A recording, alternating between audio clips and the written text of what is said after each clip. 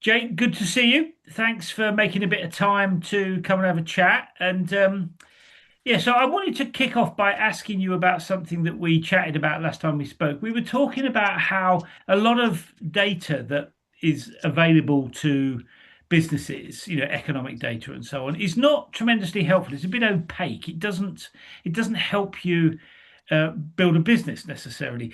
You've you've figured out a way to solve that for your business. I mean, tell us about why the data thing is important and how you've started to sort of rethink some of those things. Yeah, thanks for having me on, Paul. I think most economic data that people are going to see out there, you know, economic releases, like major macro reports, like labor data and GDP, it's too broad, right? I mean, Yeah, it's too macro. When you're running a business, I mean, depending on what it is, especially when you're starting out, you're starting on a small scale. If you're going to pay attention to broad economic, economy data, that type of stuff, I don't think is going to be exceptionally very helpful yeah, in what you're doing when the average person is running their business. What you really need is much more granular sub-market kind of locality data. And that relates to our business a lot, right? Because we run a commercial real estate finance company, and whenever we get a deal in, like, yes, broad economic data and credit markets they do matter a lot to what we're doing. But what we have to do is we have to dig much, much further and get much more granular and get, into the local markets of what we're doing. Because here's a great example, like even in like difficult markets when we're in a recession or something like that, you know, it's we still find credit and we still find, loans and financing for the deals we're working on because the credit markets we're accessing are much much more localized, central, and much more granular, specific to where exactly this piece of real estate is and the economics of this piece of real estate and the submarket that it's in. So I think when people are look at economic releases in the news, you look at CNBC and you see labor market data and GDP and all this stuff. I'm not. You're right. It is much more opaque. It's not refined enough. It's not grained enough to really make decisions, for the average person who wants to start a business or get it going. You really need to chop that up into, data that's much more specific for. yeah. I mean, even being charitable, the data that if you like, you see on TV or whatever. I mean, it's just not very helpful, is it? I mean, tell us about how you do things in terms of the sorts of deals that you're working on. I mean, how do you get at better information to help you do those things? Yeah, I mean, the information that we get and like what we understand is much more boots on the ground than just pulling broad economic data. I mean, that type of stuff, might be great for somebody who's trading indexes in the stock market, right? And you're dealing with just broad, economy stuff. But, for 99% of us out there, we're dealing with much more grain and much more specific companies in certain industries and certain areas.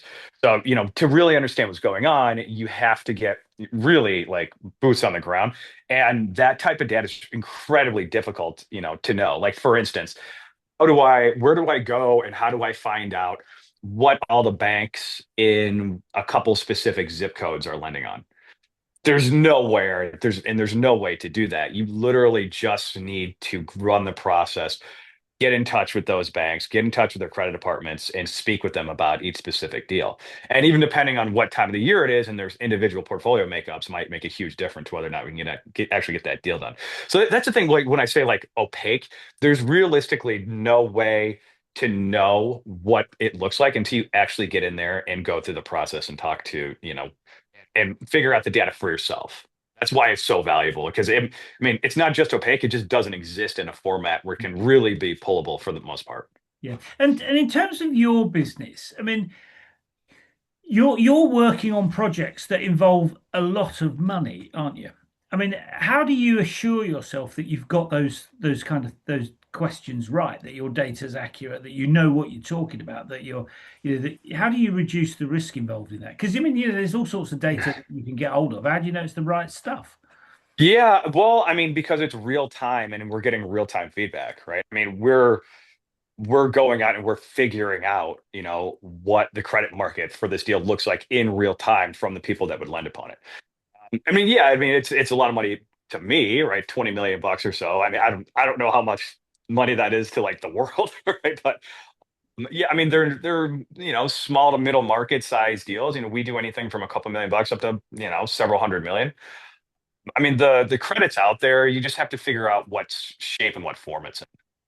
And how did you kind of get on the path that you're on? I mean, how did you get into this game? Because you've done a number of other things before, haven't Yeah. So before I started this company, I traded interbank hedging product futures, 3-month LIBOR, which doesn't exist anymore, which is I guess now SOFR, and then Fed fund futures, stuff like that. And then around the crash, right, which was a credit crisis, the idea was to form an intermediary to help people find credit and help you? finance deals. And that was in 2009. And here we are, almost 20 years later. Right.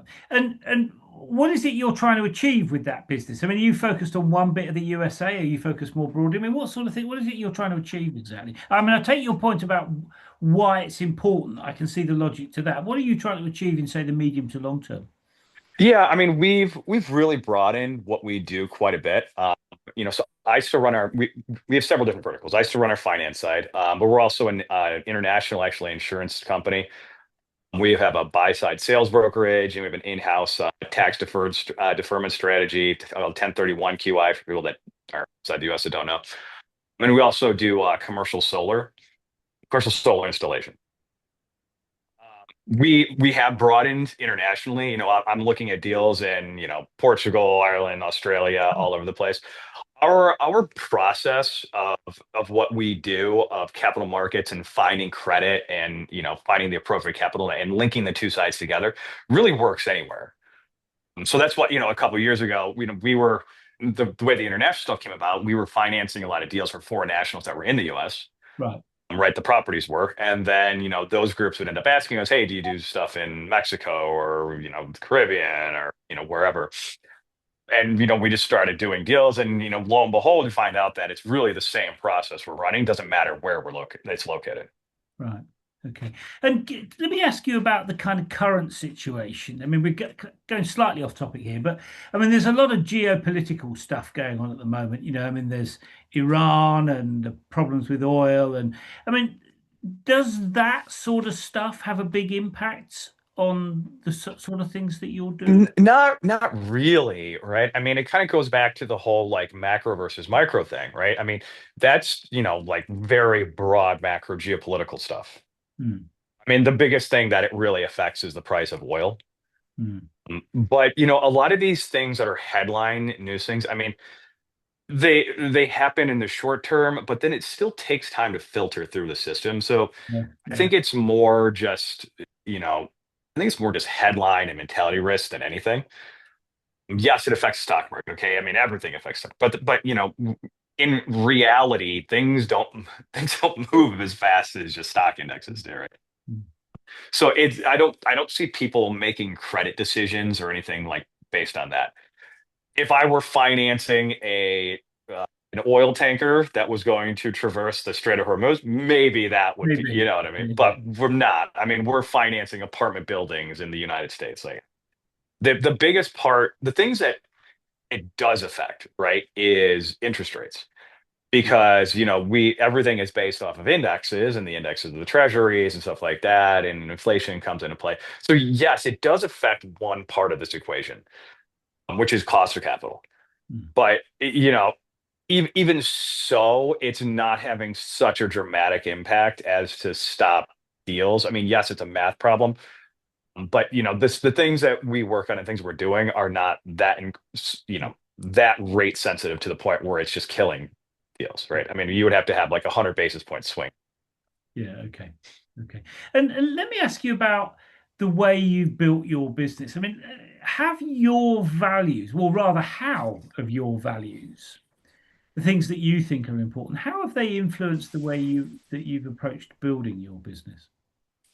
Um, the things we think are important. Well, as the things that I think are important to focus on, have really come down to like a couple different principles, right? Of like the things that we focus on and like the structure of what we're doing.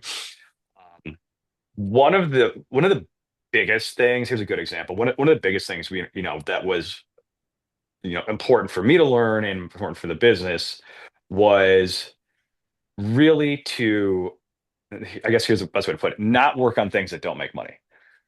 Okay. I know that sounds like That's a good business rule, I would it suggest. it sounds yeah, it sounds like a simple concept, but it's actually quite difficult in practice, right? Because how do you know something is not going to make money, right? I mean, it takes experience and it takes really evaluating things that are coming in, um, you know, and they're turning things away, right? Because here's a good example. When you first start something out in any business, a lot of times you'll just take on anything, right? That comes to the door just to get business going. 99% of that isn't going to turn into anything. Yeah. Right? So being able to identify things, quickly that are not going to go anywhere, or maybe just not for you, or not going to result in, like making money, that's exceptionally important. Like think about it. If you spent all of your time only working on things that were going to make you money as a business, you would do quite well.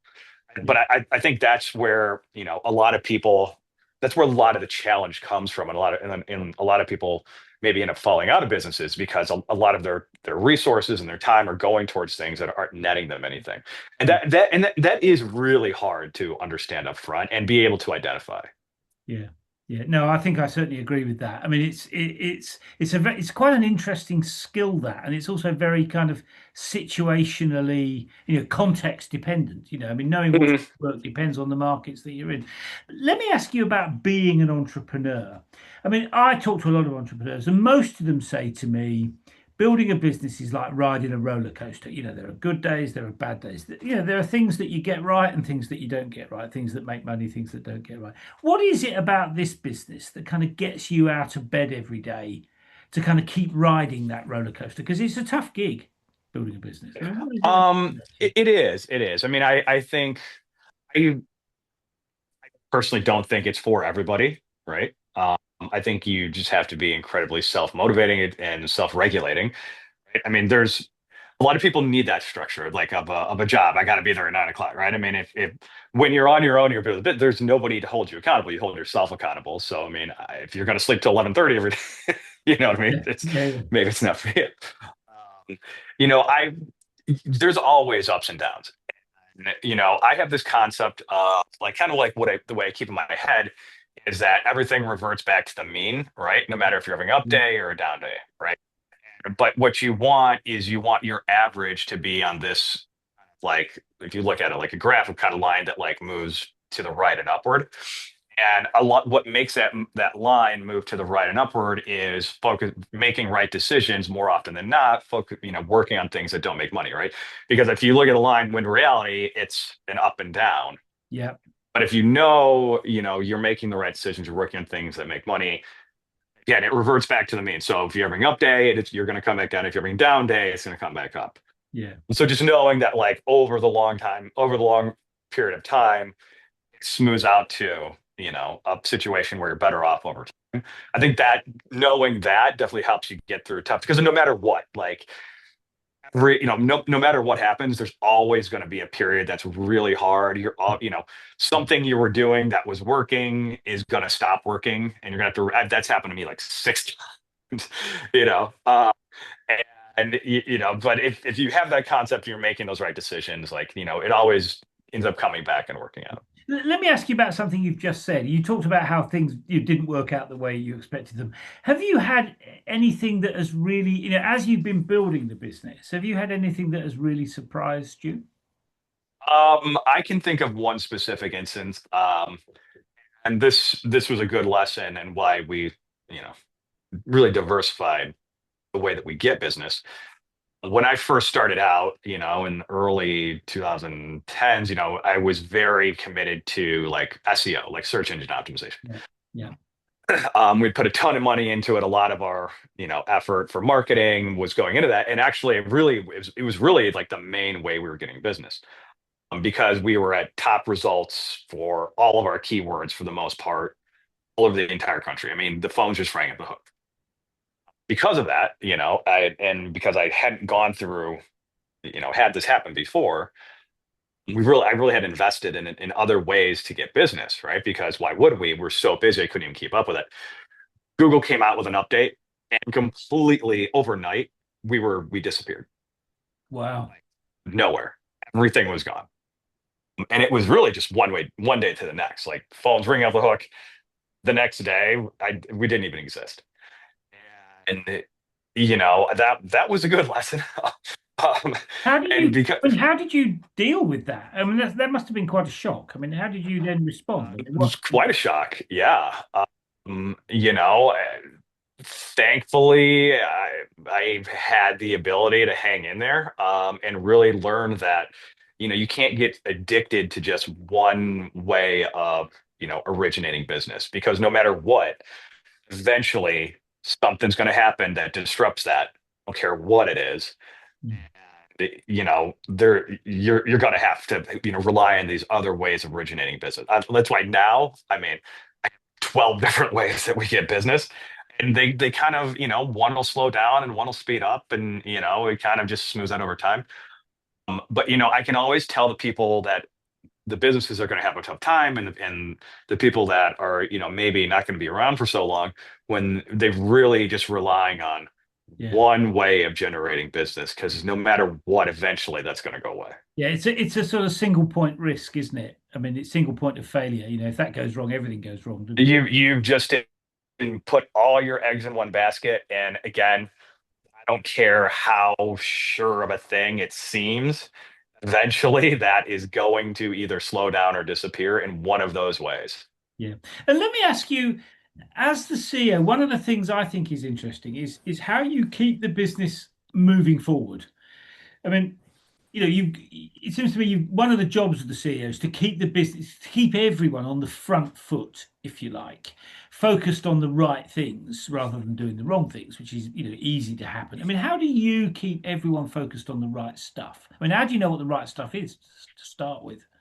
Yeah, I mean, I kind of, decide the direction of the ship, right? And then everybody under me just works towards that direction. Um, it's really just about like delegating the right things to do, right? I mean, my what I try to do is delegate any part of the business that isn't fully responsible for making money, right? I mean, the things that are important, right? They need to get done, but they don't necessarily, you know, generate the last mile of business for us, right? It's kind of like thinking about like, hey, what was the most important credit in college, right? It was the last one. Everything else before then was just building up to that, right? Because you didn't Yeah. have a degree in the last one. Yeah. So I mean, and this delegating was like that. I think that's one of the things that's also really hard for people to learn how to do. Mm. Like, handing off certain parts of what you're doing to other people, like one, teach them how to do that, staying on top of them, and then like actually, trusting other people to do this and certain. But there's no way to expand and move forward unless, you're delegating, because like as the person who's running this business, your job is not to do every job inside the business. It's Mm. to decide the overall direction of where it's going, figure out the big ideas, and then have people execute those ideas for you. And that's really what I've been trying to do the most. And it's just the leveraging other people's time is the only way to expand and move forward. Mm. And I mean, in doing that, I mean, you confront two problems, don't you? One is all the noise, if you like. There's 101 things you could do. So how do you work out which ones to do? So that's one question. And then the other question kind of relates to what we were talking about earlier on is there is a lot of uncertainty in different areas. I mean, oils, to take as for instance, oil is a very uncertain area at the moment. Mhm.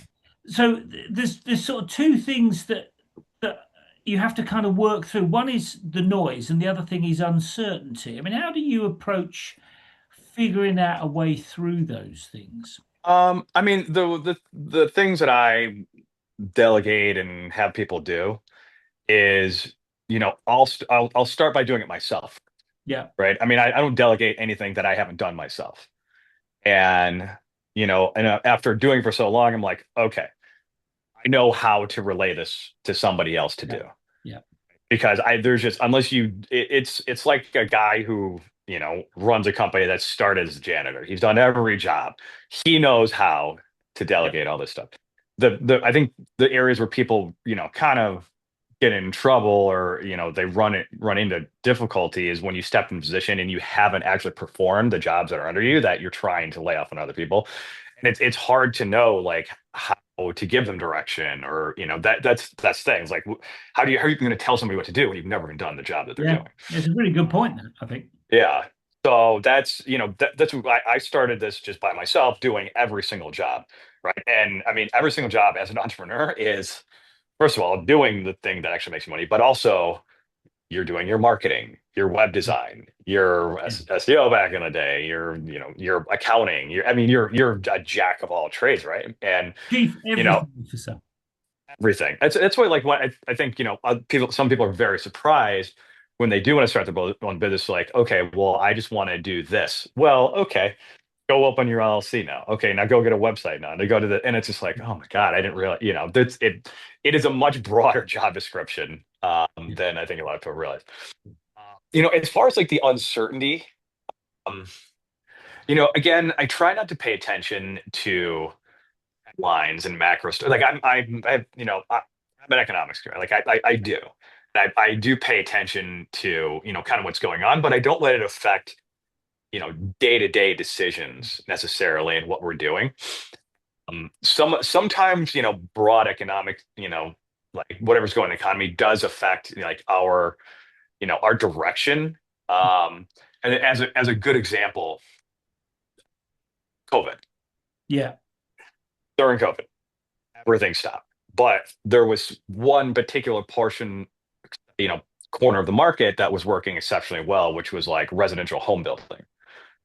Okay, because all these people were moving out of cities and then down to the south and different areas. So something we had never done before or been into was, residential home building financing. But during COVID, nothing else was working. So I pivoted 100% into Oh, home building because of what was going on in the macro economy. And we ended up having one of our best years. That's a great example of macro event of really affecting everything. That doesn't happen every day. hmm. So I think on a day-to-day basis, that type of like broader economic stuff, it's important to pay attention to, for sure. I don't think it should affect your day-to-day decisions, but when big stuff happens, you got to really pay attention to it. And yeah, it certainly can affect what you're doing. I mean, let me ask you about your team because, I mean, there's a lot of change happening, as you just talked about. You just Sure. described some of those things, and that's tough for people. And to constantly be dealing with change requires quite a lot of resilience in people. They have to be able to bounce back when things don't work or whatever. I mean, how do you build that resilience into your business so that if we come up against a red light, we will figure out a way forward or whatever. I mean, how do you do I that? mean, what I did was I created the conveyor belt, right? And the system. And I can feed something into one side and it comes out the other, but I decide to feed it.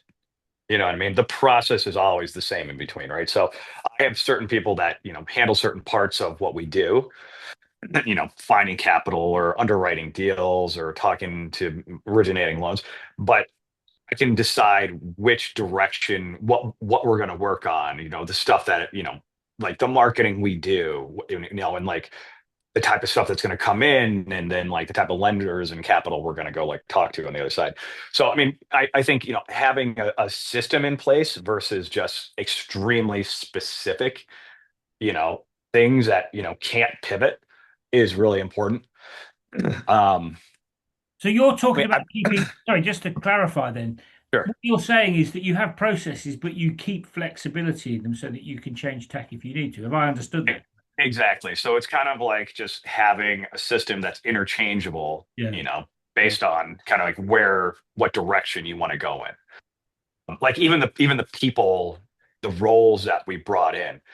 I made sure that this person leaves, it's a role that's, you know, there it's not so specific to that one person. Somebody else can come in and I can train them and take over that role, and it's just interchanging parts. That's kind of the way I built it because I didn't want to get so dependent on one particular person or one particular process, so that like if we did need to pivot, it would, it wouldn't we wouldn't be able to. Because I think that's one of like the real advantages of being, an entrepreneur and being in the position we're in, is to be able to recognize things that are happening and be able to pivot, or recognize opportunity and be able to pivot directly into there. Mm. And have there been, I mean, you talked about COVID as one example, but have there been other moments that kind of, things that happened that reshaped the business at all? I mean, have you run into things where you thought, well, I've got to go that way, I've got to go that way. I've got to make a judgment about which way to go. I mean, have you had moments like that? And what impact? Yeah, yeah, absolutely. I mean, AI is a big one of them. I'm going to ask about that in a second. Yeah. Yeah. Yes. I, recognized pretty early on that if we didn't really start incorporating it into what we're doing, Yeah. we're just going to get left behind. My kind of like thought process of the whole AI thing was that like it removes the friction and it really levels the playing field with everybody. It kind of like everybody's in the same race, and it kind of gives everybody Ferrari or whatever, right? And the only way, so now everybody can go at the same speed, but the guys that are going to get ahead are the guys that just start sooner. And that was my thing, just to jump in, really adopt the whole thing and integrate it into the business as much as possible. I don't think it does away with every single human being whatsoever, but it does certainly allow one person to do the job of 30 or 40 people Yeah. 20 times faster, for sure, for certain. Which I guess means that relatively small companies can compete with relatively big companies because you don't need hundreds of really well-paid people to compete, do you? Because you've got the technology. I mean, You don't really, right? I mean, it does level the playing field. The barrier, what it really does is it brings in the cost barriers for everybody, yeah, right? Because now I've just got this, employee that can pull any sort of data, just knows what to do, and it can do it very quickly, and I don't need to hire a $200,000 analyst or something like that, right? An underwriter. I mean, the what I think it's going to do, and it's not going to do away with every single job out there, but any sort of job, I think the ones that are really at risk is any job that can be done, I would say 90% of jobs that can be done remotely. Or here's a good example, and most of the stuff on like a platform like Upwork or something, or like Fiverr, those are the things that are going to get really eaten up by AI agents going. and how do you see? I mean, how have you incorporated AI into the way you work with customers, for example? I mean, has that had a particular impact? It does, yes. Just in various ways, right? Like just productivity tools, for instance, are where it's having the biggest impact right now. Emails, organizing notes, like helping us underwrite deals, helping us, like understand data, stuff like that, right? I mean, that's what it's really good at. Right now, it's really good at productivity. It's really good at organizing data. It's really good at like, understanding large data sets. That's what AI is really, really good at right now. Something that used to take us, 2 days to do before, to dig through all someone's financial numbers and put together a loan package. Now it takes 45 seconds. Yeah. You know, so And do you find, I mean, one of the other things that interests me is not just what companies are doing with AI, how companies are using AI, but how their customers are using AI. I mean, do you find that your customers are using it to prepare themselves better for their interaction with you and the things that they want to achieve? I mean, are customers um, using it in a different way? yeah, in right now, whenever somebody sends me something and they've gotten some AI, ChatGPT or whatever, to like organize it for them, I actually, it's always done wrong. Okay. Mainly because like unless you know how it's supposed to look on the other way out, you're just okay. So ChatGPT, like AI and all this stuff, it's a blank chalkboard. Like it has access to all this data, but it doesn't know exactly what you want from it. It doesn't know exactly what the output is supposed to be, right? So whenever I get a customer and like that wants to send us like a loan sum or something like that, like they don't really know what the output is supposed to look like. So they'll just input all this junk into it and say, "Hey, spit it out." And they'll send it to me and they're like, "Here, this is perfect." I'm like, not really, right? I mean, you've got a really smart 3-year-old to put all this together for you, and like it's not really presented the right way. And the thing is also like in what we do, it's 90% of it is just presentation, Right. right? Because like think about it, like on the capital market side, I think a lot of people think like, oh, these, you just present, it's just numbers, you just present it and the numbers work, and not really. Like you're dealing with people. If Yeah. it's not presented the right way, like, you have to put this together for a person to look at it, for a person to pitch it to their credit committee, for a person to sign off on it. Because that at the end of the day, though, that's who's doing it. It's not a robot, or it's not like residential lending where it's very boxy, right? I mean, everything is different, and there is like a real like art form to it and a real presentation to it. And if you just get ChatGPT to spit it out, it's going to present it, probably in a way that doesn't really make a lot of sense and doesn't highlight the right areas. And the other thing is people are, especially in this business right now, they're extremely sensitive to things that are presented to them Mhm. in AI format because they think, oh, well, all you did was just load this up and I'm not giving you 10 million bucks. Oh, you spent 30 seconds on this. You didn't even put any work into it. You have no real, time invested, and or you're just going to blast it out to the entire universe and be one of 50 guys looking at it. So they are quite sensitive to it.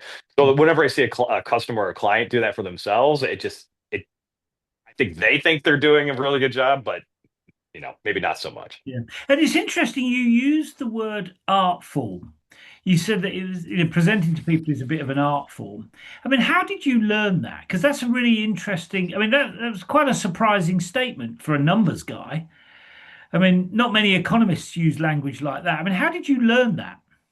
Well, it's just reality, right? And the main way I learned that was, this is a good example. I would be trying to fund some deal, right? And I would be calling around to banks, and I would call 3 people, credit officers at the same bank, and get different answers from each one of them. Oh, right. Okay. How does that make sense? It's all going to the same place, right? They're all doing the same Yeah. job, and so I'll go into the same pot of money.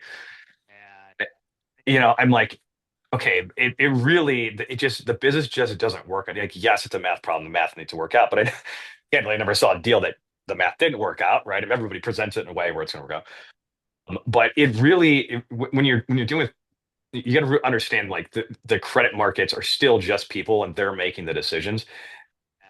If it's not presented in a way for, a person in their position to then take it to their boss, Okay. present it the right way and upward. That's what I mean, like by art form. I mean, it's not just black and white. It's you have to deal with people and they have to feel good about doing it. Hmm. I mean, what you just described is a sales process, isn't it? It's about persuading people that yours is the right deal. 100%. Yeah. It's absolutely sales. Yeah. Yeah. Let me ask you about, I mean, one of the other interesting things about being a CEO is that the difficult decisions inevitably land on your desk because they're usually the things that nobody else wants to sort out. So the difficult things land on your desk and come down to the CEO to resolve those problems. I mean, what would you say is the most difficult decision you've had to make, and what did you learn from it? Um, the most difficult decision. Um, One of the most difficult transition periods we had was me going from a business model where I had commission-based people that were originating finance opportunities underneath me, Yeah. to more of a system-based business model where people were salary-based and they were doing, like I said, like doing these certain interchangeable different parts of the job, and I built the system around that. The commission-based thing, like everybody was kind of, it was almost like they were running their own little business underneath me. Mm. You know, and the biggest challenge with that was I would bring people on, I would train them up, and they would get really good, and then they would leave. Okay. You know Yeah. what I mean? That's annoying, isn't it? Well, yeah, because I mean, again, it was one of these things where like you get very dependent on certain people to bring you in business, and then like as soon as they get good, they take off. But they go somewhere else and negotiate another deal with another company for more commissioners. I mean, that's just the way of the world, right? I mean, I don't blame them. It's just it would happen. But the thing is, you would find out overnight. You just come in the next morning, and the guy would be like, "Hey, by the way, I'm not coming in today. Like another job, Yeah. over here." And like, okay, well that sucks. And then you have to, and those types of positions, are very hard to find and fill. Yeah. So, you know, after that happening a couple times, the really wanted to get away from that model and get something that was, smoother over time, more sustainable, and also scalable and leverageable. That's why we went away from that, phased out all those people, and really, and built like the system instead. Why was that? I mean, when you describe it that way, that sounds entirely logical. Why was that a difficult decision for you? Um, because I was building something I had no experience building in the past. Okay. And the traditional model for what we do is to have these, like high tickets kind of salespeople, originators underneath you. That's how you do it. Also, it's the difference between, you know, people being on commission and not giving them salary versus building up salary positions, right? I mean, one is you don't even pay them until deals close and you'd have no money out of pocket. The other is, like constant weekly Yeah. salary where you're coming out of pocket and then you get basically reimbursed their salary. It's just a totally different concept that I was not used to. But I knew over time that's where it needed to go. Has that, and Because just the constant challenges. has it been a good decision? Yeah, absolutely. Yeah. 100%. Okay. Let me ask you about the other side to the coin, if you like. I mean, what would you say is the biggest mistake you've made, and what did you learn from that? Um, Biggest mistake. I mean, I'll tell you, the biggest mistake was getting um, too dependent on just one way of getting business. I mean, that was by far the biggest mistake. Just going back to that was a big challenge that almost took us out very early on. Yeah. Yeah. I mean, I guess the good thing is it happened early. It did. It did. It happened early, which was difficult in and of itself, right? Because we were still early and we were still ramping up revenue, and we were a couple of years in. We were doing great, but it was a challenge, And I think a lot of people may have just gotten discouraged and went on and did something else, but we figured it out. Yeah. And one of the things that has struck me when we've spoken in the past is you come across with a lot of enthusiasm about what you do, which is interesting given that it's finance. I mean, a lot of people, it's like economics. People think economics is the kind of, I don't know how people describe it in the US, but in the UK, I mean, economics is described as the kind of the dreary, dull profession. I mean, I've always found it interesting, but a lot of people think it's pretty boring. Finance, people think finance is a bit dull, but you come across as somebody who is quite passionate about it. I mean, what is it that you really enjoy about? Well, I mean, what have you enjoyed yeah, I most mean, about building the business? it's well, this is just goes back to the whole like the art form presentation thing and like Yeah, why it's that yeah, way. It's all just people, right? And actually, the people that are in this industry are usually pretty interesting, right? Everybody's gotten their wealth by, what different means. They usually have very interesting backgrounds, right? I mean, and I think that's one of the things that like, really keeps it interesting. Also, it's a puzzle, right? I mean, every single time it's right. different. It's putting together a puzzle a little bit different way every single time. And, every day I come in, I feel like I learn, some sort of new strategy that somebody's doing, right? So it is something that on the surface, I think sounds like kind of dry or whatever, but in reality, once you're in it and doing it, it is something that like is constantly new and you're always learning new things and getting to know new people and there's new capital coming in and it is like an exciting industry to be in. Yeah, I mean, it's like I always think of finance as being a bit like the kind of food world. It's very innovative. I don't know what it's like where you are, but the world of food and catering and restaurants and stuff is incredibly innovative. I mean, finance is actually incredibly innovative as well, isn't it? I mean, there's Oh, all for sorts sure. of stuff going on in finance that I think is For fun. sure. Yeah, I mean, and it's money, right? But like it's what they've learned is yes, money's money, but money comes in a lot of different personalities. So there's always a different way to structure something. There's always something else coming into the market, or some new program or something like that. So it definitely is constantly changing and evolving. Yeah. And would you say that your experiences of building the business have changed you? I mean, would you say you're a better CEO now than you were perhaps in the past? I mean, in what way have you developed as part of all this Yeah, change? I would hope so. Yeah, I mean, a lot of the concepts that apply to my personal life, you apply to the business, and they're interchangeable in the same things, right? I mean, I kind of look at it like just running my life the same way, like you run a business. So, I mean, a lot of the same concepts, I apply to both sides. So give us an example of things that you use in your personal life that you apply to business. I mean, give us an example of that. Practice. I mean, a good principle is like focusing on things you can control.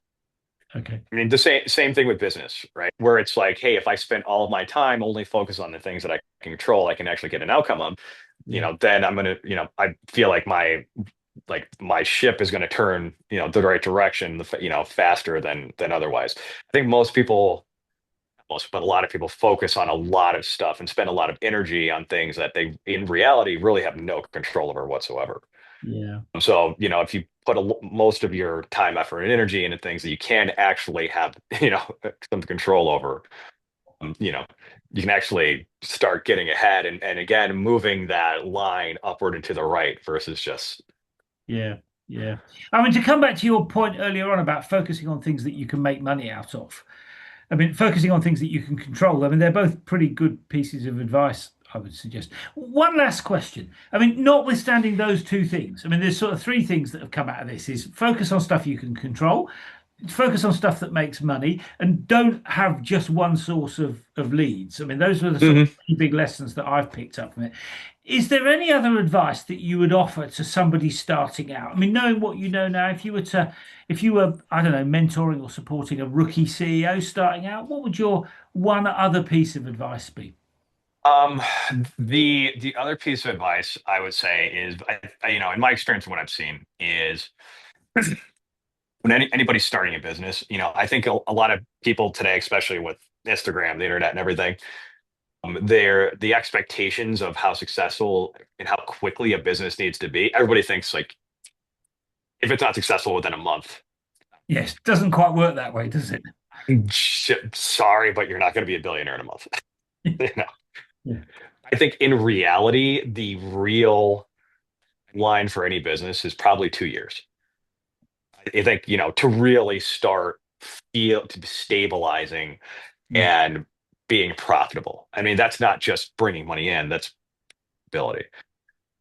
At some point during that period, probably the year and a half in, it's gonna be that like tipping point, right? Where it's, you feel like it's not gonna go anywhere. And just when you're getting to the point where you feel like it's not working, mm, it's not going anywhere, that's usually when it starts to actually get great. Because like when you're going in, you have to make all these mistakes and you have to figure out the things that don't work and then to stay away from them. And then, you start seeing the things that do work and eventually you're going towards that. But at a certain point, you're going to have made so many mistakes. It's going to feel like, this just isn't working out. But that's usually the point where it actually just, start. But turn that's the also corner. the point where a lot of people give up.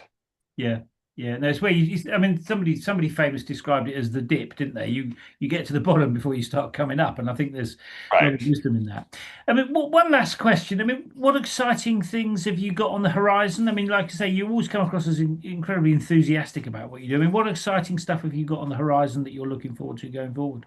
The AI is just really, we're investing a lot into what we do. I think it's going to just allow us to scale and have a much, much bigger impact. I mean, even right now, like for instance, like last year, we were trying to incorporate it, and I remember just thinking to myself, like, man, this stuff sucks. Like, it just doesn't work. 12 months later, and it's like, oh my God, this is better than some of the people I can even hire. Yeah. I don't know what it's going to be like 12 months from now. But just staying on top of that and seeing how we can incorporate it, and hopefully it doesn't just wipe out everybody's jobs. And that's what's really exciting to me is what we can build off of. Yeah. Yeah. I mean, I think you're absolutely right. I mean, whichever way it shakes down, it's going to be an interesting few years. So, Yeah, yeah. Jake, thank you for making a bit of time to come and have a chat. Really appreciate that. I mean, sounds like what you're doing is, it's got plenty there to keep you going and keep you excited going forward. So, thanks for sharing the story with us and good luck. Thanks so much. Likewise. Thanks, Paul. Cheers, Jake. Bye bye.